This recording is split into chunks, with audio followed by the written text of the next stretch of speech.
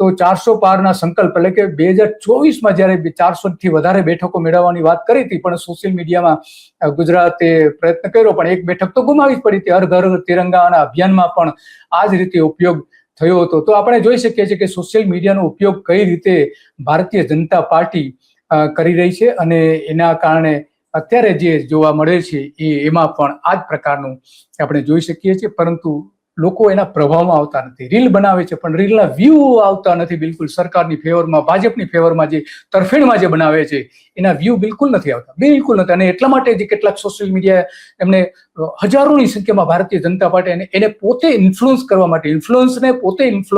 માટે પ્રયત્ન કર્યા હતા, પરંતુ એમાં સદંતર નિષ્ફળતા મળી છે. મોટાભાગના હવે તૈયાર થતા નથી. તો CR પાટીલે શું કહ્યું એ પણ સાંભળ્યું.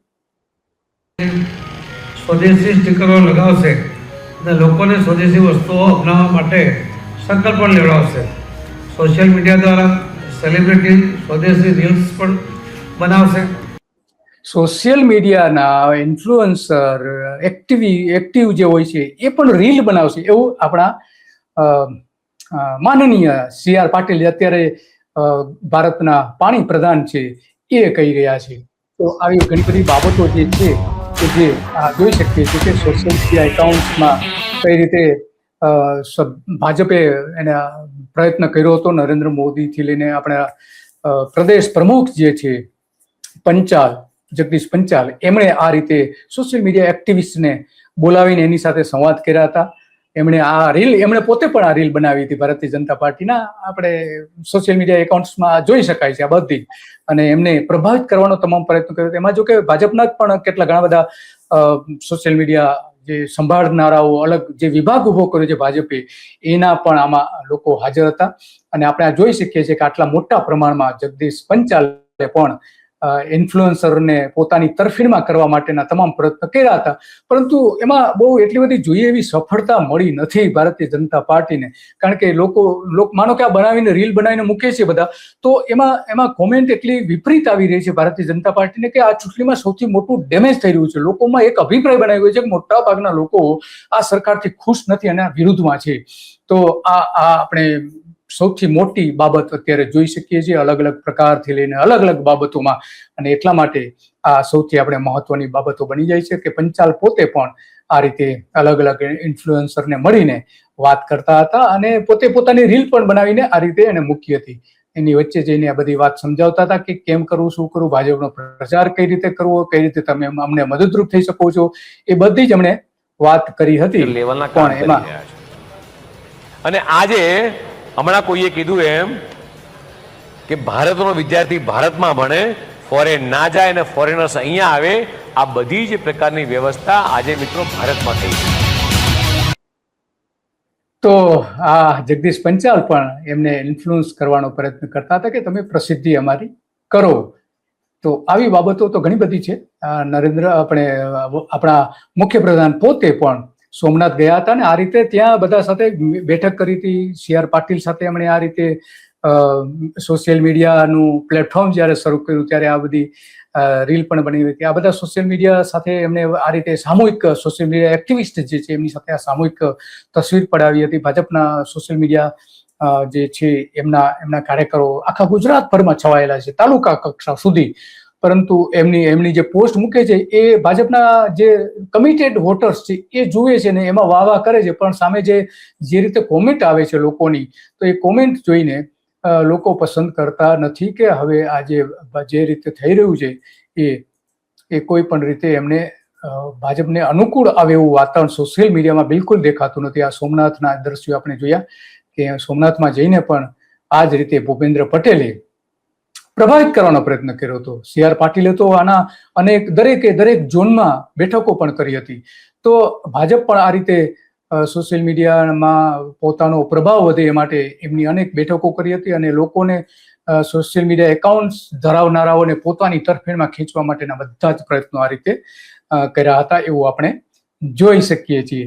અને એટલા માટે આ મહત્વનું મીડિયા, સોશિયલ મીડિયામાં આરોપ પ્રત્યારોપ, સમાજને ભડકાવવા, યુવાનોને ગેરમાર્ગે દોરવા, એ રાજનીતિમાં મત જરૂરથી અપાવી લેશે,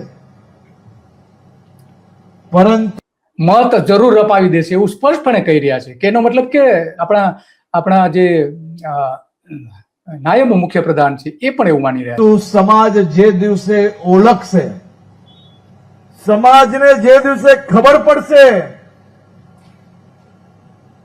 કે આ તો માત્ર ને માત્ર મત બેંક માટે સમાજને બીજા સમાજોથી દૂર તો ભારતીય જનતા પાર્ટી અત્યારે શું કરી રહી છે? હર્ષ સંઘવી ચૈત્ર વસાવાને અનુસંધાનમાં વાત કરી રહ્યા હતા, પરંતુ ભાજપ પણ એ જ કરી રહ્યું છે.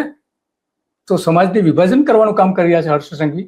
સવાલ એ આવીને ઉભો રહે છે અને એટલા માટે આ મહત્વની બાબત બની જાય છે. જે હેઠળ મહાનગરોથી લઈને નગરો સુધી, જિલ્લા પંચાયતથી લઈ ગ્રામ પંચાયત સુધી સરકારની દરેક વહીવટી કચેરીઓના બનશે સોશિયલ મીડિયા એકાઉન્ટ્સ. આ વિરાટ નેટવર્ક થકી સરકારી યોજનાઓની જાણકારી ખૂબ ઝડપથી જન સુધી પહોંચશે.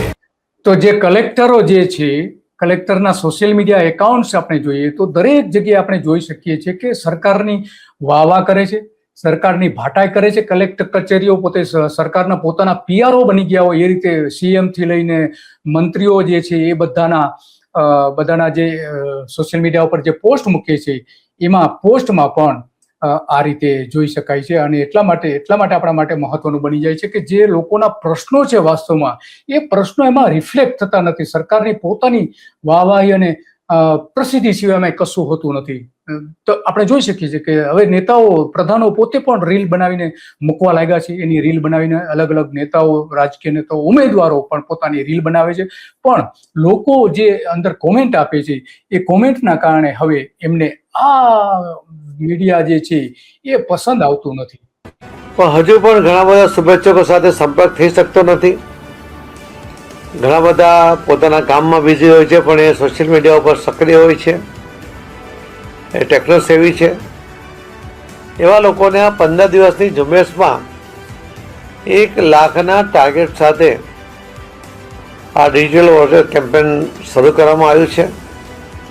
મને 1 લાખના ટાર્ગેટ સાથે સોશિયલ મીડિયા ઇન્ફ્લુએન્સરને એવું CR પાટીલ વિશ્વાસ છે કે ગુજરાતના અલગ અલગ ક્ષેત્રમાં પોતાના કામમાં વ્યસ્ત હોવા છતાં જે સોશિયલ મીડિયા ઉપર પણ પોતાનો અભિપ્રાય આપી શકે અને ભારતીય જનતા પાર્ટી સાથે જોડાઈ શકે, એના માટે આ ડિજિટલ વોરિયર કેમ્પેન ખૂબ ઉપયોગી થવાનું છે.